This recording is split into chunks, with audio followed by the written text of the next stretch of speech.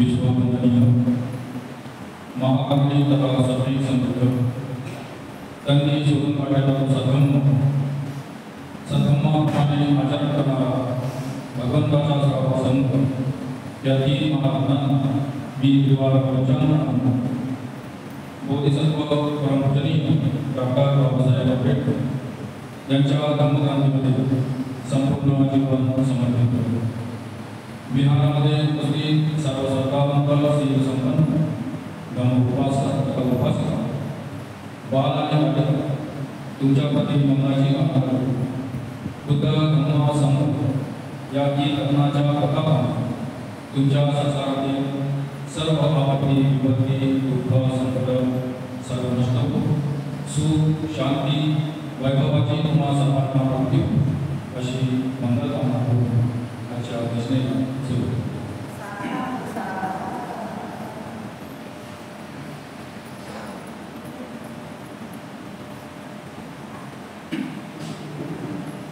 काल सुदत्त अनाथ आपल्या काही कामाच्या निमित्ताने राजगृहाला जमा केला तेव्हा आपल्या बहिणीच्या घरी भगवंताच्या भोजनाची तयारी चालू होती।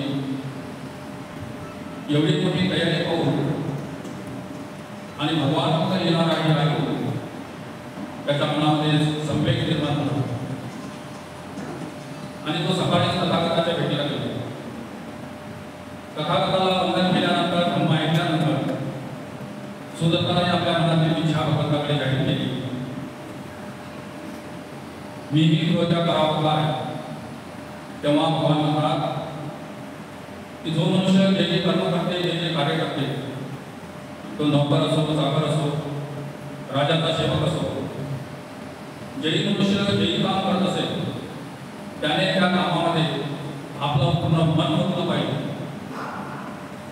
इमानदारीपूर्वक ते काम केलं आणि जीवन संपत्ती आणि सत्ता हे माणसाला गुलाम करत नाही।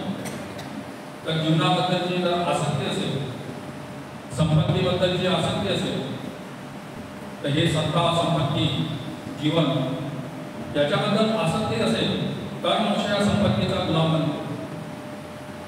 तुम्ही चांगल्या प्रकारे काम करत आहे, लोकांच्या हितासुखाचे काम करत आहे आणि अनेक लोक तुमच्या भरोशावर जीवन जगत आहेत म्हणून तुम्ही संसारामध्येच राहा।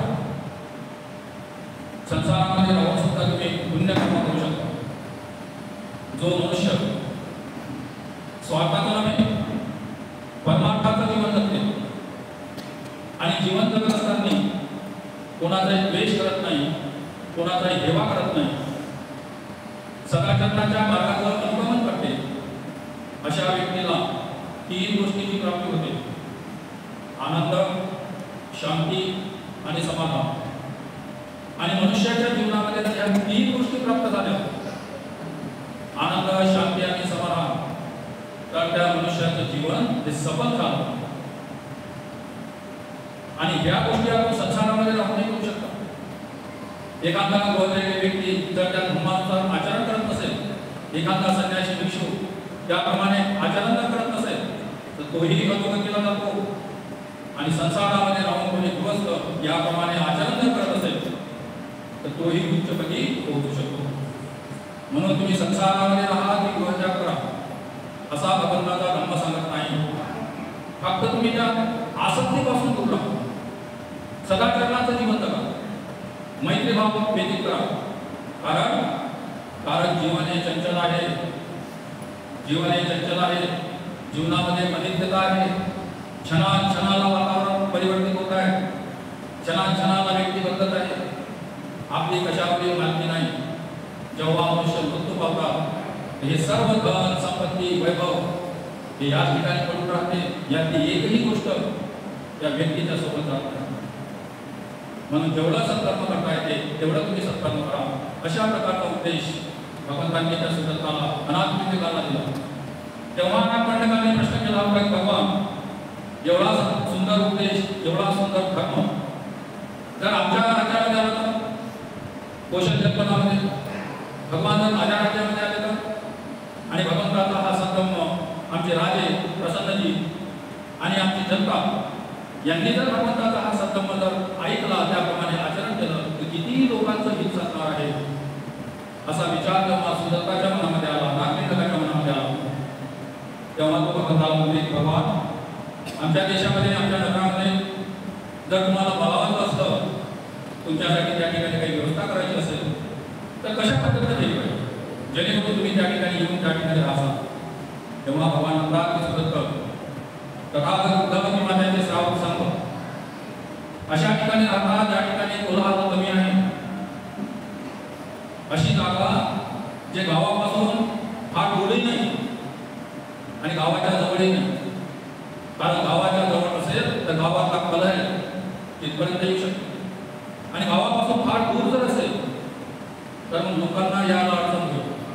म्हणून अशी जागा जे वृक्षांनी भरलेली आहे, जे गावापासून जागा दूर नाही आणि गावाच्या जवळ, अशा प्रकारची गोष्ट ऐकल्यानंतर सुदत्ताने भगवंताचं वंदन केलं आणि आपल्या मार्गाने निघाला. जेव्हा त्या राजगृहातील मगध देशातील आपलं काम आटोपल्यानंतर सुदत्त जेव्हा आपल्या नगरामध्ये श्रावस्तीकडे जाण्यासाठी निघाला, तेव्हा त्याच्या मनामध्ये भगवान बुद्धाचं रूप, भगवान बुद्धाचं सौंदर्य आणि भगवंताने सांगितलेला उद्देश त्याच्या कानामध्ये धिरट्या मारत होता, भ्रमंती करत होता. आणि रस्त्याने चलता चलता जाता जाता तो रस्त्याच्या दोन्ही तर्फ पाहत होता.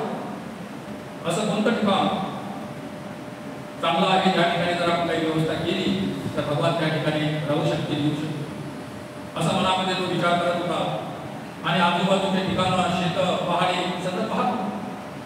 आणि असं करता करता जेव्हा तो आपल्या नगरामध्ये श्रावस्तीला जाऊन पोहोचला, तेव्हा श्रावस्तीच्या जवळच एक वृक्षांनी भरलेलं, फळाफुलांनी लटकलेलं एक गार्डन, एक बगीचा सुदत्ताला पाहिला.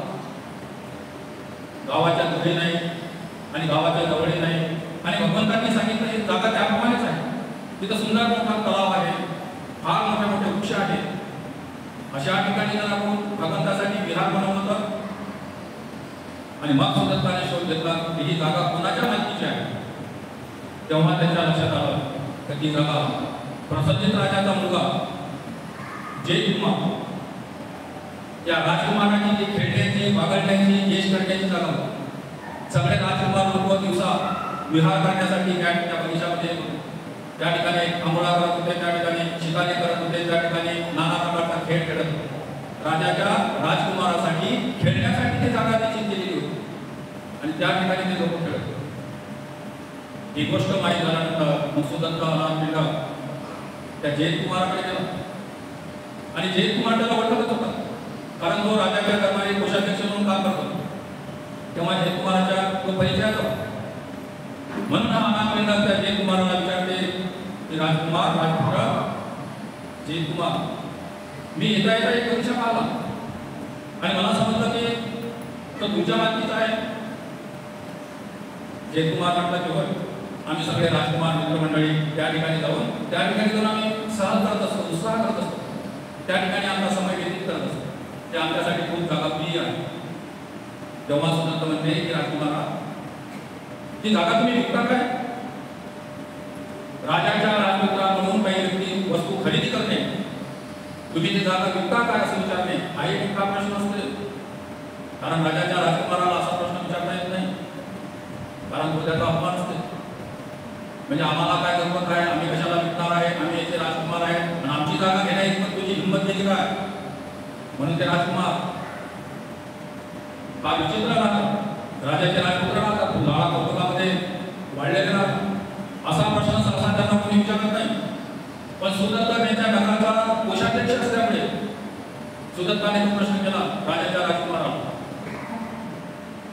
तेव्हा राजकुमार म्हणाला की सुदत्ता, आमच्या काय हानी आली, आम्ही कशाला ते विकणार? तेव्हा पुन्हा दुसऱ्यांदा सुदत्त म्हणते की राजकुमार, तुम्ही ते उदाहरण विका. तेव्हा तो राजकुमार म्हणतो, अरे पण आम्ही का विकायचं? सुदत्त म्हणते, कारण मला ते घ्यायचं आहे. अनाथपिंड त्याला विकण्यासाठी सांगत होता आणि तो जयकुमार त्याला नाही म्हणून सांगत होता. एकदा, दोनदा, तीनदा अशी त्यांची चर्चा चालू असताना त्याचे जे सवंगडी होते, त्याचे मित्र कुमाराचे, ते त्या ठिकाणी हजर झाले, उपस्थित झाले. आणि हा सुद्धा अनाथ खूपच आग्रह करत आहे. त्याला 2-3 वेळा नाही म्हटलं तरी हा पुन्हा पुन्हा आग्रह धरत आहे. म्हणून जे तुम्हाला म्हटलं की मला ते विकायचं आहे, तू घेते का? तो म्हणाला की होय. आणि मग ते कुमाराने त्याची किंमत सांगितली की या भूमीवर 13 एकराचा तो त्या काळचा प्लॉट, या भूमीवर तू सुवर्णमुद्रा पसरव, या जमिनीवरती सोनं आखून दे, या जमीनचा एक कणही तुला दिसला नाही पाहिजे, एवढं सोनं या पूर्ण जमिनीवर पसरव, तेव्हा ते जमीन तुझी होईल. कारण त्याला माहिती होतं राजकुमाराला या जमिनीमध्ये काही विशेष नाही आहे, या जमिनीचा एवढा काही भावही नाही आहे, पण हा आपल्याला विचार करत आहे. म्हणून त्या सुदत्ताने त्याची एवढी मोठी किंमत सांगितली. आणि एवढी मोठी किंमत ऐकल्याबरोबर अनाथपिंडमध्ये ठीक आहे, मी त्या जमिनीवर सोनं पसरवतो आणि ते जमीन विकत घेतो, आपला सौदा पक्का. जेव्हा अनाथपिंडकाने म्हटलं की सौदा पक्का झाला, तेव्हा मग जयकुमार थोडा विचलित झाला. अरे असं कसं, मी तर म्हटलं तू घेणार नाही म्हणून मी एवढा दाम तुला सांगितलं आणि तू एकदम हो म्हटलं. आणि मग म्हटलं की नाही आम्ही तुला असंच सांगितलं. पण सुदत्ताने त्याचे शब्द पकडून ठेवले. हा वाद जेव्हा राजाच्या दरबारी केला तेव्हा त्याकडे शब्दाला फार किंमत होती. आजच्या सारखं नव्हतं, आज सगळं पात्र उलट झालेलं आहे. आज तर सौ बघा आणि एक लिखा. 100 थोडीशी वस्तू खरेदी करायची असेल तर लिखाण करून देता 100 रुपयाच्या स्टॅम्पवर, कारण शब्दावर विश्वास नाही. आणि त्या काळचे लोक शब्दाला विश्वास होता, एक शब्द त्यांच्या मुखातून निघाला तर ती गोष्ट त्यांना करावंच लागतं. आणि वाद जेव्हा राजाच्या दरबारामध्ये गेला तेव्हा राजाने कुमाराला प्रश्न केले, कुमार सुदत्ताने तुला जेव्हा विकण्याचं सांगितलं तेव्हा तू म्हटलं का? तर कुमार म्हणाला की हो. मग तू त्यांना किंमत सांगितली काय? तो म्हणाला की होय, मी त्यांना किंमत सांगितली. मग त्यांनी ती घेतली का? हो महाराज, त्यांनी म्हटलं की सौदा पक्का झाला. तर मग कुमार ती जमीन त्यांची, कारण शब्द पडला होता. आणि अशा प्रकारे अनाथपिंडकाने ती जागा विकत घेतली. आणि मग आपल्या घरून गाड्या घोड्यांनी आपले सगळे गोदाम त्यांना खुले केले आणि तिथून गाड्या घोड्यांनी सोनं भरून घरापासून त्या बिहारापर्यंत येत होते. आणि त्या जमीनवरती ते सोनं पसरवलं, जमीनवरती सोनं पसरवणं सुरू झालं. सगळ्या श्रावस्ती नगरामध्ये अचंबासारखी गोष्ट झाली. अनेक लोक त्या ठिकाणी येत होते, पाहत होते की हा सुदत्त अनाथपिंड हे सोनं का पसरवत आहे, या जमिनीची एवढी किंमत आहे का? आणि जेव्हा त्या जयकुमाराला माहीत झालं की त्यानं सोनं पसरवणं सुरू केलं तेव्हा तो जयकुमार आपल्या त्या उद्यानामध्ये येऊन पाहते तर कमीत कमी 10 एकराच्या भूमीवरती सोनं पसरवणं झालं होतं.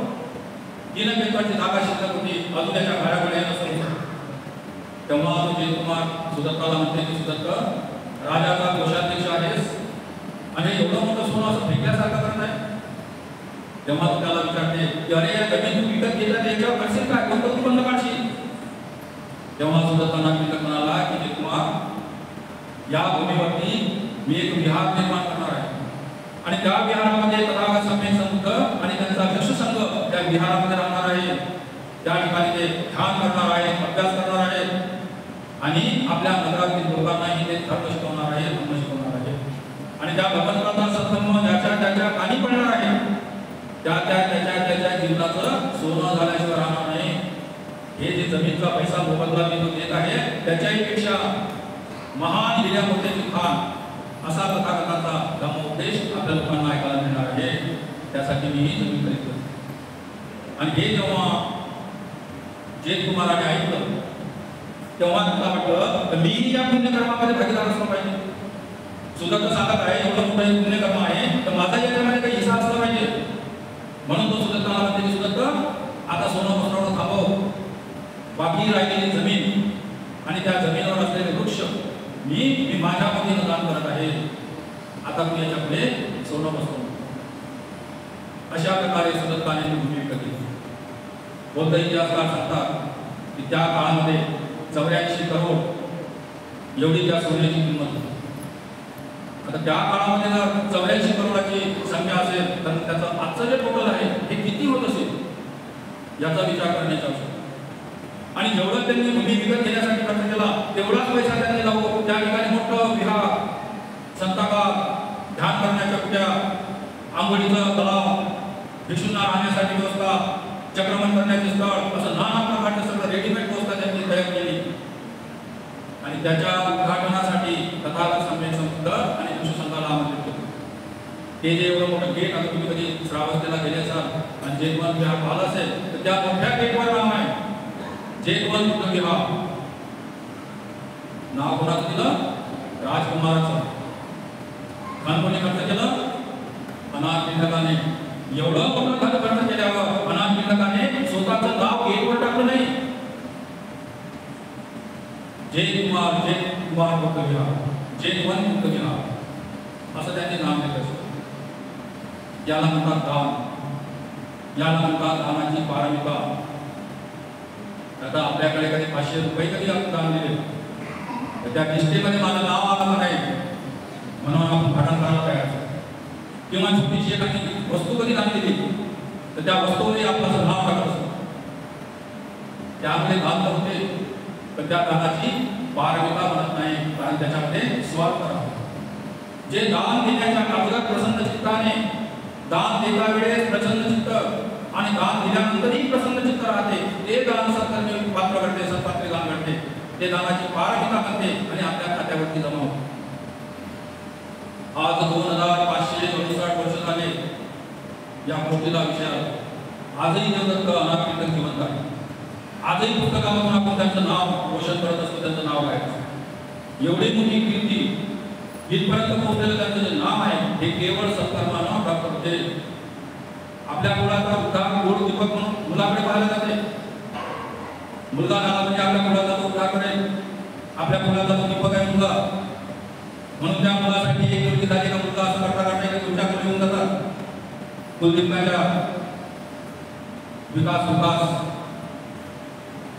होण्यासाठी आणि म्हणून तो कुलदीपक होते. आणि किती कुळाला दिवा लावते या तुम्हाला सगळ्यांना माहिती. कुलदीपक कशासाठी? आपल्या कुळाचा उद्धार करण्यासाठी, आपल्या कुळाचं नाव रोशन करण्यासाठी. ज्या ज्या लोकांचे नाव रोशन झाले त्यांच्या एकाही मुलाने त्यांचं नाव रोशन केलं नाही. नाव रोशन झालं त्यांच्या कर्तृत्वाने. मग तुम्ही बाबासाहेबांचं उदाहरण घ्या, सावित्रीबाईंचं उदाहरण घ्या, महात्मा फुलेंचं उदाहरण घ्या, विमया राधास्वामींचं उदाहरण घ्या. जे जे सत्पुरुषांच्या आराधना पूजा करता तुम्ही त्यांच्या कोण्या मुलांनी त्यांचं नाव रोशन केलं नाही. नाव रोशन होते आपल्या कर्तृत्वाने. म्हणून धर्मामध्ये मनुष्याला किंमत नाही, किंमत राहते त्याच्या सद्गुणाला. आणि जे लोक असे पुण्य कर्म करतात त्यांचा तर उद्धार होतेच होते. त्या जीवनामध्ये त्यांना ते सुख प्राप्तच होते. पण मृत्यू पावल्यानंतरही त्यांचं जे जीवन, त्यांचं चरित्र, त्यांचे विचार असे जीवनामध्ये जगत राहत चालत. असं एवढं मोठं त्या दानाला महत्व. अशा प्रकारे दान दिल्यानंतर भगवंताला जेव्हा त्या ठिकाणी उद्घाटनाला बोलावलं, भगवंतांनी त्या श्रावस्ती नगरामध्ये भगवंताच्या जीवनामध्ये 45 वर्ष वास भगवंतांनी केले. त्याच्यामध्ये 24 वर्ष वास एकदा श्रावस्तीच्या जेतवन विहारामध्ये, कारण ते धर्माचं एक केंद्र बनलं होतं. आजूबाजूचे सर्व लोक कसं ते व्यापाराचंही केंद्र होतं त्या काळामध्ये. आणि त्याच्या भगवानांचं जेतवन विहारामध्ये वास्तव्य असल्यामुळे त्याला धर्माचं केंद्र म्हणून स्थापित झालं. अनेक लोक त्या ठिकाणी येऊन धम्म शिकून आपल्या जीवनाचं स्वागत करतात. अशा प्रकारे भगवान जेव्हा त्या जेतवन विहारामध्ये थांबले, आपल्या नगरामध्ये आले, तेव्हा त्या नगराचा राजा प्रसन्नजी यानं पाहलं की भगवान आपल्या नगरामध्ये आलेले आहेत आणि त्या धर्माचा उपदेश करून लोक प्रसन्न होत आहेत. आपणही जावं, भगवंताची निष्ठा आहे का मी भगवंताचं वंदन करावं म्हणून प्रसन्नित राहता आपल्या लव्या जाण्यासर्व भगवंताच्या भेटीसाठी जेतवन विहारामध्ये आले. आणि जेतवन विहारामध्ये आल्यावर भगवंताला वंदन केल्यानंतर राधा प्रसन्नजी भगवंताला म्हणते, भगवान माझे हे शूद्र आणि अपवित्र राज्य आज खरोखर भाग्यवान झालेले आहे. कारण देव आणि मनुष्याला उपदेश करणारे शास्त्र तथागत सम्यक समुद्र हा माझ्या नगरामध्ये आहे. आणि तथागत सम्यक समुद्र आणि त्याचा संबंध माझ्या नगरामध्ये आहे. माझ्या नगराला कोणतीच आपत्ती विपत्ती येऊ शकत नाही. त्यामुळे भगवान मी फार प्रसन्न झालो. आणि अशा प्रकारे बसल्यानंतर राधा भावविभूत झाला. आणि राधा भावविभूत झाल्यानंतर राजाने भगवंताला याचना केली की भगवान आता तुम्ही आलेच आहे, माझी आता तुमच्याशी पहिली भेटच झालेली आहे, तर तुमच्या अमृत कर्माचं मला काही प्राशन करू द्या. मला काहीतरी धम्म ऐकवा, मला धम्म ऐकायचं आहे. अशी राजाने भगवंताला विनंती केली. आणि म्हणून भगवंतांनी आपला धर्म थोडक्यामध्ये राजाला सांगितलं. कारण तथागत लोकप्रिय होते, लोकांचं मन जमत होते. कोण व्यक्ती आपल्याकडे येऊन बसलेला आहे, त्याने कोणता प्रश्न विचारला आणि त्याच्या मनामध्ये काय खालवेल चालू आहे, मी असा कोणता उद्देश याला केला की याची पूर्ण खालवेल थांबून जाईल, हा प्रसन्न होईल. तथागत बोलत होते आणि तथागत मग त्या व्यक्ती पाहूनच उपदेश करत होते. त्याप्रमाणे तथागत राजाला म्हणतात, महाराज मी माझा धर्म तुम्हाला थोडक्यामध्ये समजावून सांगतो, तुम्ही तो शांत चित्ताने ऐका आणि आत्मसात करा.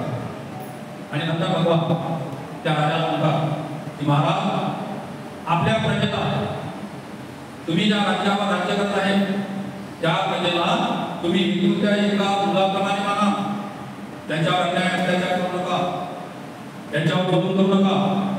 आपल्या शरीराचा प्रत्येक अवयव आपल्या ताब्यात ठेवा. तुमची जी प्रजा आहे त्याच्यावर हुकूमत आहे, त्या प्रजेच्या लोकांना आपल्या एकुलत्या एक पुत्राप्रमाणे जपा, त्यांच्यावर हुकूमत करू नका, त्यांच्यावर अन्याय करू नका. आपले जे शरीराचे अवयव आहे या शरीराच्या अवयवावर आपल्या ताब्यात ठेवा. कुमार्गाच्या विचारांना त्याग करा आणि सन्मार्गाने चाला. दुसऱ्यांना पायदळी करून स्वतः उच्चपदी करू नका. दुसऱ्याचा अधिकार छीनून दुसऱ्याची नाहक बदनामी करू, त्याला त्या पदावरून खाली उतरू, आपण त्या पदावर चढू नका. राजेशाही बळीकावास अत्यंत महत्त्व देऊ नका. तुम्ही राजा आहे, मी फार शाहूकार आहे, मी या पदावर आरूढ आहे, सगळ्यांनी माझा मान सन्मान केला पाहिजे, मला आदर दिला पाहिजे, असे मोठेपणाने भयदावाने वागू नका. आणि जे तोंड पूजा करणारे आहे, तुमच्या तोंडावर तुमची स्तुती करणारे आहे, ते मागं निंदा करणारे असतात. म्हणून त्यांच्या तोंड पूजा करणाऱ्याची गोड शब्दात केलेली स्तुती ऐकू नका. तपश्चर्याने स्वतःला द्वेष करून घेण्यात काही लाभ नसते. म्हणून धम्माचे चिंतन करा, सदाचरणाच्या नियमाचं महत्त्व ओळखा आणि सदाचरणाच्या नियमाचं पालन करा. कारण शहाणी लोक शारीरिक सुखभोगाची अपेक्षा करतात. जे शहाणे लोक असतात ते शारीरिक सुखभोगाची अपेक्षा करतात, शारीरिक सुखभोगामध्ये डुंबून राहत नाही. ते शारीरिक सुखभोगाची अपेक्षा करतात, ते काम वासनेचा तिरस्कार करतात आणि पवित्र जीवनाचा अवलंब करतात. जे शहाणे माणसं असतात ते सुखामध्ये प्रडक्त करून राहत नाही, काम वासनेमध्ये डुंबून राहत नाही, त्याचा अवलंब करत नाही, ते पवित्र जीवन जगतात. कारण झाडाला जर आग लागली तर त्या झाडावर पक्षी राहू शकत नाही. म्हणून अंतर्मनामध्ये जर दुष्ट विचार असतील तर त्या ठिकाणी पुण्यकर्म टिकून राहू शकत नाही, चांगले विचार त्या ठिकाणी टिकत नाही.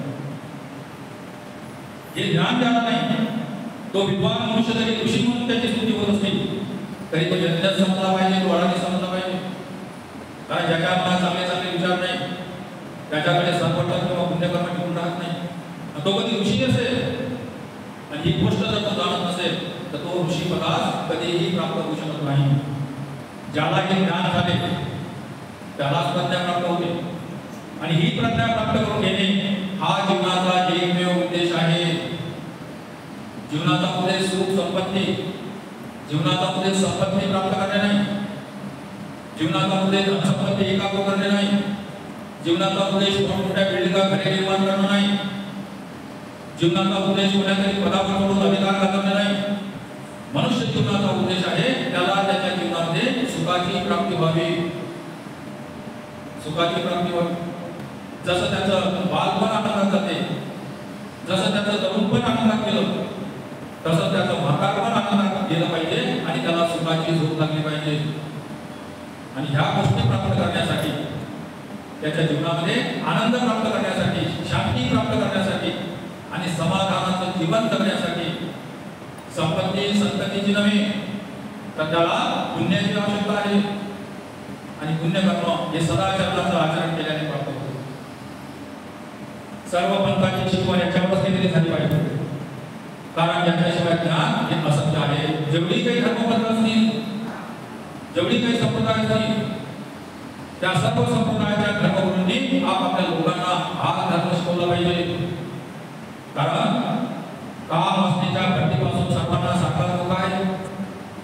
ज्याच्या मनामध्ये काम वासना आहे, विषय वासना आहे, काम वासनेच्या भरतीपासून सर्वांना सारखा धोका आहे. तो गृहस्थ असो की संन्यासी असो, काम वासनेच्या भरतीपासून सर्वांना सारखा धोका आहे. जो तिच्या भोवऱ्यात सापडतो त्याची मात्र या जीवनामध्ये कधी सुटका होत नाही. जो काम वासनेच्या भोवऱ्यात सापडतो त्याची सुटका होत नाही. म्हणून हा जो संसार आहे याला भवसागर म्हणतात. भाव म्हणजे कर्म. मी कधी होत आहे, कुठं वीज पडत आहे, कुठं त्या विजेला अंक फुटत आहे, कुठं त्या अंकुराला पानं फुटत आहे, कुठं त्याला फुलं येत आहे, कुठं कोण्या वृक्षाला फळं येत आहे, कोण्या वृक्षाचे फळं गळत आहे, कोण्या वृक्षाचे पानं गळत आहे, हे सतत चालू आहे. कुठं ना कुठं काही ना काही उत्पन्न होत आहे, वय होत आहे, उत्पन्न होत आहे, नष्ट होत आहे, उत्पन्न होत आहे, नष्ट होत आहे. म्हणून त्याला म्हणतात भव. भव म्हणजे मी कमी काहीतरी होत आहे, काहीतरी होत आहे. म्हणून या संसारामध्ये ह्या गोष्टी घडतात. म्हणून याला भव संसार म्हणतात, त्याला भवसागरी म्हणतात. या सागरामध्ये काही ना काही उत्पन्न होत आहे, जीवन जगत आहे, नष्ट होत आहे. पुन्हा पुढे उत्पन्न होत आहे, जीवन जगत आहे, नष्ट होत आहे. हे जीवन चक्रच आहे, जन्म मरणाचं चक्र. म्हणून याला भवसागर म्हणतात. आणि या भवसागरातून जो व्यक्ती मुक्त झाला तोच व्यक्ती जन्म मरणाच्या फेऱ्यातून मुक्त होते. त्याला पुनर्जन्म प्राप्त होत नाही, पुनर्जन्म लागत. आणि लोक मरणाला येतात आणि मेल्यानंतर पुनर्जन्मच नाही, म्हणजे सगळं नष्ट होते. मग काय करायचं? तर लोक या गोष्टीला फार घेतात. एखाद्याची मयत जरी आपल्या घरापासून गेली असेल तरी त्या घरातल्या सगळ्या लोक मयत पाहत असतात. आणि मयत पाहत असताना त्यांच्या मनामध्ये विचार करत असतात, कोण मरण पावला, कोण आहे, आणि हा फार लवकरच गेला, त्याच्या मागे मुलाला काढले, त्याचा आता एवढं मोठं धन संपत्ती गाडी कोणी याचं काय करणार आहे? बिचारा मरण पावला, त्याला लोक घेतात. पण तो व्यक्ती असा विचार नाही करत, हा आज इथून मरण पावला, लोक याला घेऊन जात आहेत, उद्या मी मृत्यू पावणार आहे, लोक मलाही असं घेऊन जाणार आहे. हा विचार करत नाही. कारण ते या भवसंसारामध्ये आसक्तीनं बांधलेले असतात. सोड सोड सोड म्हणतात तर सुटत नाही. किती वेळा पती पत्नीमध्ये कलह होते, किती वेळा कुटापत्रामध्ये झगडा भांडण होत राहतो, आणि किती वेळा आपण संकल्प करत असतो हे सगळं सोडून जाण्या, मी एक दिवस निघून जाणार, मी एक दिवस निघून जाणार. मग तुमचं काय तुम्ही काय करतो? सकाळी भांडण झालं, संध्याकाळी पुन्हा मग तेच राहत घडलं. हा कुठं गेला, कुठं गेला, ते त्याला काय बोलला होता, काय संकल्प केला होता, हे सगळं विसरून जाते. कारण संसाराचं मोह इतकी घट्ट असते, हा सोड सोड म्हणता सुटत नाही. त्यातही स्त्री पुरुषांचा तो संबंध असते, स्त्री भावाला राहते, पुरुष भावाला राहते. पती पत्नीमध्ये जेव्हा कलह होते तेव्हा तो भाव राहते. स्त्रीचा भाव स्त्रीकडे राहते, पुरुषाचा भाव पुरुषाकडे राहते. स्त्रीचा भाव राहते समर्पण आणि पुरुषाचा भाव राहते स्वतंत्र. स्त्रीला आपल्या घरातलं, आपल्या परिसरातलं, आपल्या आजूबाजूच्या गोष्टीमध्ये रस राहते. शेजारीला भांडण आलं, ते शेजारीनं असं केलं, त्याचा मुलगा इथं आला, त्याच्या मुलानं गाडी घेतली, त्या आपल्या आजूबाजूच्या परिसरामध्येच राहते. आणि पुरुष भाव दूर जाते.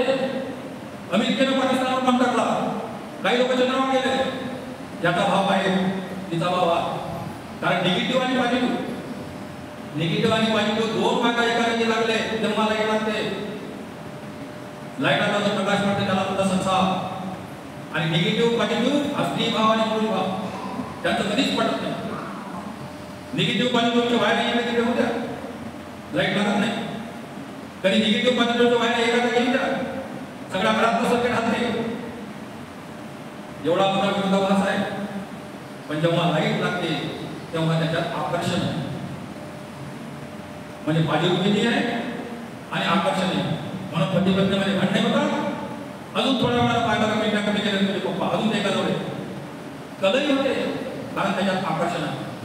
आणि आकर्षण कशामुळे राहते? संसाराच्या मोहमुद्देमध्ये गुंतल्यामुळे. कारण एक माणूस दुसऱ्या माणसाची फसवणूक करून जीवन जगत आहे. खरा विचार केला तर प्रत्येक माणूस तेवढा आपल्यावर प्रेम करते, स्वतःवर प्रेम करते. प्रत्येक माणूस आपल्या जीवावर जेवढा प्रेम करते तेवढा तो कोणावर प्रेम करत नाही. हे सगळे बनावट आहे, धोका आहे, भ्रम आहे. मी तुझ्या बघा राहू शकत नाही, तू जर मिळाले नाही तर तू आत्महत्या करेल, तो जर मला भेटला नाही तर मी कसं जीवन जगू, हा भ्रम आहे. एकदा ते तू गेले का आपोआप जीवन जगू. अनेक लेकरांचे माता पिता बालपणामध्ये म्हणत असतात, पण ते लेकर आपल्या जीवनामध्ये आपण उपदेश प्राप्त करतो. कारण हा जो संसार आहे, हा संसार म्हणजे महापालिकेची बस आहे. एसटी बस महामंडळाची कंडक्टर आपला बुकिंग करते, ड्रायव्हर आपला गाडी चालवतो. ड्रायव्हरला तुम्ही पती म्हणू शकता, कंडक्टरला पत्नी. 1 घंटे वाजवली तर गाडी थांबव, 2 घंटे मारल्या तर गाडी चालू दे, 3 घंटे मारल्या एसटी मध्ये काहीतरी कल आहे, गाडी पोलीस स्टेशन मध्ये नाही. हे इशारे असतात कंडक्टरचे, ड्रायव्हरचे. ते इशारे असतात त्या स्थितीचे पतीले. तिथं बस, तिथं कुठे गेला होता, 5 वाजता सुटते, 6:30 वाजता 1 घंटा कुठं होता, त्याच्या इशाऱ्यावर संसार म्हणजे एसटी महामंडळाची बस. ड्रायव्हर म्हणजे पती आणि कंडक्टर म्हणजे पत्नी, गाडीचे पॅसेंजर त्याचे लेबर. आणि हा ड्रायव्हर आणि हा कंडक्टर हे जर प्रशिक्षण नसती आणि त्याच्या आधी जर संसाराची गाडी दिली, तुला बघून जर गाडी खाली पाडली, ऍक्सिडेंट झाला तर मग पॅसेंजर का? म्हणून ड्रायव्हर कंडक्टर हे प्रशिक्षित असतात, कारण त्यांच्या भरोशावर प्रवासाचा जीव असतो. म्हणजे तर प्रशिक्षण त्यांना नावाच नसते. जेव्हा मुला मुलींना पाहण्यासाठी किंवा लग्न करण्यासाठी जातात तर कुणी प्रशिक्षण पाहत नाही. लहान संपत्ती आहे, त्याची नोकरी किती पॅकेज आहे, किती पगार आहे, संसारी जीवनाचा अनुभव आहे की नाही याची काही घेणं नाही. कोणी विचारत नाही त्या मुलीला तुला वंदन आहे काय, तू उपसत करत होती काय, त्या मुलाला विचारत नाही की ध्यानात जात असतं काय. जेवढे बौद्ध राष्ट्र आहे, बौद्ध राष्ट्रामध्ये जेव्हा संबंध होता तेव्हा त्यांना विचारतात की तू जीवन घालून सामनेर म्हणून किती वर्ष राहला.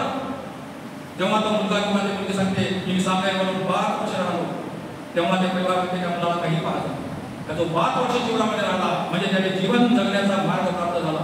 आणि ज्याला जीवन जगण्याचा मार्ग प्राप्त असेल त्याला धन संपत्ती विक्रीची काही काम नाही.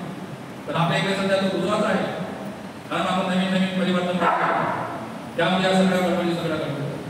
म्हणून याला महाराज तथागत सम्यक संबुद्ध महाराजांना सांगत आहे, प्रसन्नचित राजांना, संसार हा चक्र आहे, काम असण्याच्या गतीपासून सर्वांना सारखा धोका आहे. जो तिच्या भोवऱ्यात सापडतो त्याची मात्र सुटका होत नाही, त्याची सुटका होत. परंतु प्रज्ञा ही नौका आहे. संसारातील या महासागराला पार करण्यासाठी प्रज्ञा नावाची नौका आहे, नाव आहे, जहाज आहे.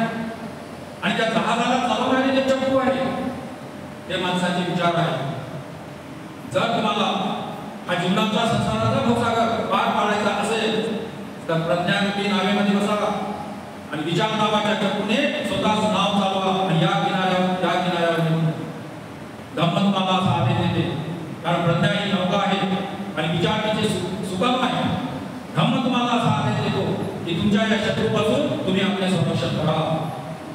संसारामध्ये राहूने या शत्रूपासून जर तुम्हाला सुटका करायची असेल तर प्रज्ञा नावाचा धर्म प्राप्त करा आणि विचार नावाच्या सुखान करा आणि हा भवसागर करा. आपल्या कर्माचे परिणाम काढणे आपल्याला अशक्य आहे, म्हणून आपण सत्कर्मच केलं. जे जे कर्म आपण करतो, चांगले करतो किंवा वाईट करतो, त्या कर्माचे फळ भोगल्याशिवाय कोणाचीही सुटका होत नाही. कारण कर्माच्या फळापासून कोणाची सुटका होत नाही.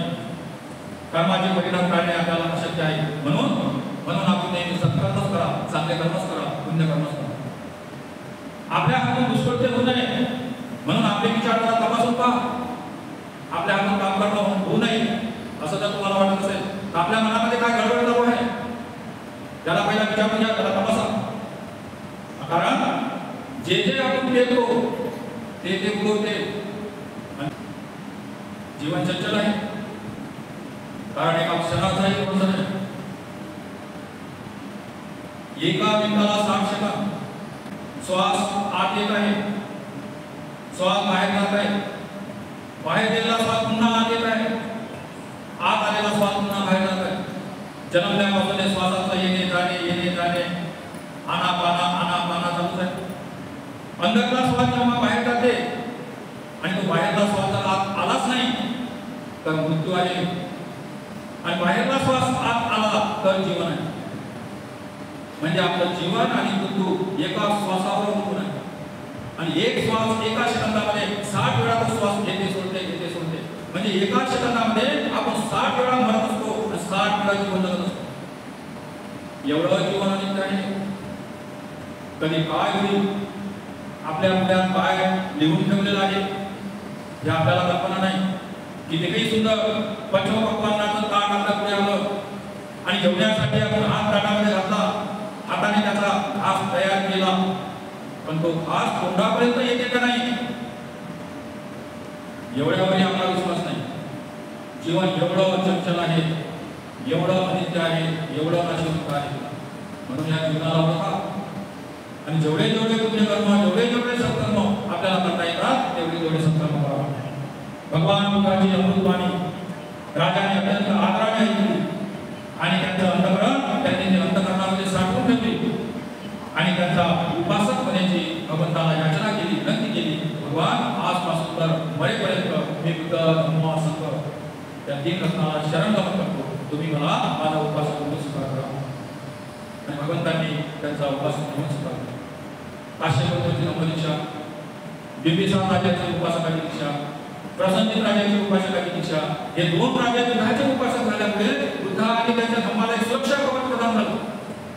पहिले तरी लोक नाना प्रकारे भगवंतावर चर्चा करण्यासाठी, वादविवाद करण्यासाठी तत्पर राहत होते. परंतु जेव्हा या 2 राजांचं सुरक्षा कवच बुद्ध धम्म संघाला प्राप्त झाला तेव्हापासून हा बुद्ध धम्म संघाचा 2 सगळ्या जम्बूद्वीपामध्ये पसरला. पूर्ण उत्तर भारत बौद्धमय झाला. पूर्ण उत्तर भारत बौद्धमय झाला. राजाच्या राजश्राने आणि बुद्धाच्या प्रभावाने इतका मोठा प्रभाव भगवंताचा पडला. अशा प्रकारे राजाने धम्मदेशना श्रवण करून भगवंताला वंदन केलं आणि आपल्या मार्गाला गेले. अनापिंडकासारखे सुदत्ताचे कार्य घेणारे ग्रंथकर्ते आजही आहेत. पण त्या सर्वांनी एका जागी येऊन असं काही एखादं धार्मिक केंद्र की ज्या ठिकाणी भिक्षूंनाही प्रशिक्षण देता येईल, तिथं उपासकांनाही प्रशिक्षण देता येईल आणि चांगले उपासक आणि चांगले भिक्षू निर्माण होतील असे प्रयत्न करणे, असे उपासक निर्माण करणे हे आजच्या काळाचे अत्यंत गरज आहे. म्हणून जेवढा सत्कर्म तुम्हाला श्रवण करता येते तेवढा करायचा, जेवढा तुम्हाला चांगल्या प्रकारे आचरण करता येते तेवढ्या पद्धतीनं करायचं आणि जेवढं जेवढं पापकर्मापासून दूर जाता येते तेवढं तेवढं जायचं. असं जर केलं तर तुमच्या जीवनामध्ये सुखाची प्राप्ती करायची. अशा प्रकारच्या धर्मदेशना त्या ठिकाणी आम्हाला